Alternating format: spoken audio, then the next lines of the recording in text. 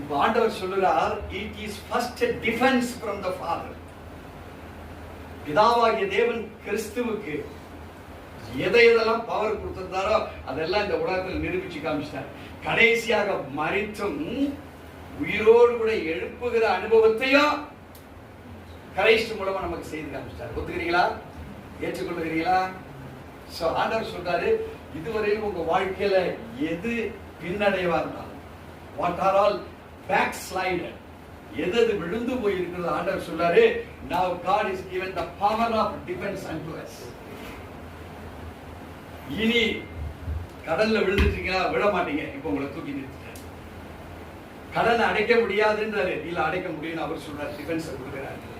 இல்லையா வாழ்க்கை கெட்டு போச்சு, என்ன மதிப்புல மரியாதையில எல்லாம் போச்சுன்றாரு. இல்ல, கிறிஸ்து சிலுவையில் அடிக்கிற போது எல்லாரும் சிரித்தார்கள். they were mocking.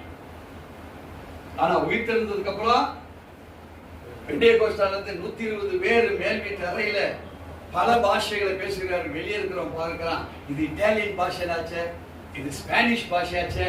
ஆனா இருந்தவங்க பூரா யாரு? யூதர்கள் இருந்தாங்க. அங்க ரட்சிக்கப்பட்ட யூதர்கள் இருந்தாங்க. அவங்களுக்கு எந்த ஸ்பானிஷ் தெரியும்?